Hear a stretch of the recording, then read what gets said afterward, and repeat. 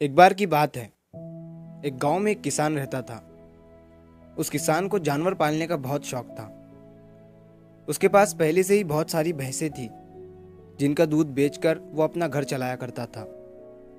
तो एक दिन उस किसान ने एक खरगोश और एक बंदर को भी अपने घर में पाल लिया। अब काफी दिन गुजरने के बाद उस किसान ने उस खरगोश और बंदर के साथ खेलने का सोचा।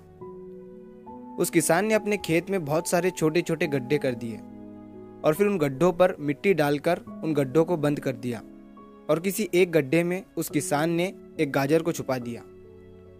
अब उस किसान ने खरगोश और बंदर को उस गाजर को ढूंढने के लिए कहा। खरगोश बहुत ही कॉन्फिडेंट था और उसे अपने आप पर बहुत विश्वास था।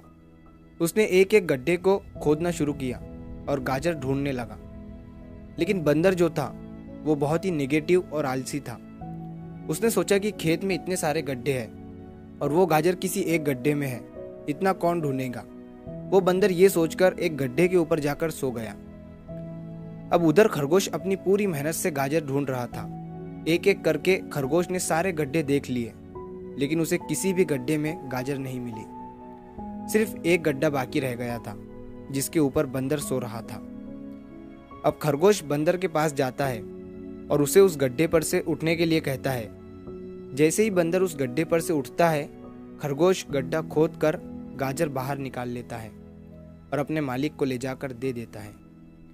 बंदर ये देखकर हैरान हो जाता है कि जिस गड्ढे के ऊपर वो इतनी देर से सो रहा था, गाजर उसी के अंदर थी। वो सिर्फ एक बार खोद कर देख लेता तो गाजर उसे मिल जाती और वो मालिक की नज़रों में बड़ा बन जाता। यही सोचकर वो अपने किए पर पछता रहा था। दोस्तों, इस कहानी से हमें 3 बहुत बड़ी सीखें मिलती है। पहली ये है कि हमें कभी भी अपने काम के प्रति नेगेटिव नहीं सोचना चाहिए। जैसे उस बंदर ने सोचा कि इतने सारे गड्ढे हैं और गाजर किस गड्ढे में है पता नहीं।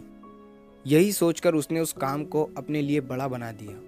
और दूसरी सीख हमें इस कहानी से ये मिलती है कि हमें एटलीस्ट कोशिश भी तो करनी चाहिए, क्योंकि हम जब तक कोशिश नहीं करेंगे किस्मत भी हमारा साथ नहीं देंगी।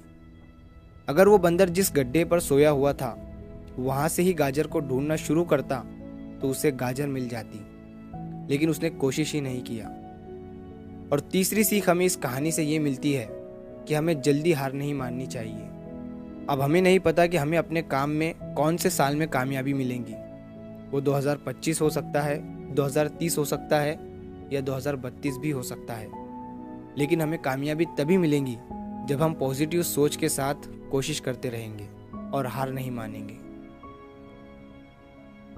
तो अगर आप इस कहानी को और भी लोगों तक पहुंचाना चाहते हो तो इस वीडियो को लाइक करो ताकि YouTube इस वीडियो को और भी लोगों तक पहुंचाए। और अगर कहानी अच्छी लगी हो तो हमारे चैनल को सब्सक्राइब ज़रूर करिए। मिलता हूं मैं अगली बार इसी तरह की कहानी के साथ। तो सब्र करो, शुक्र करो और ज़िंदगी में आगे बढ़ो।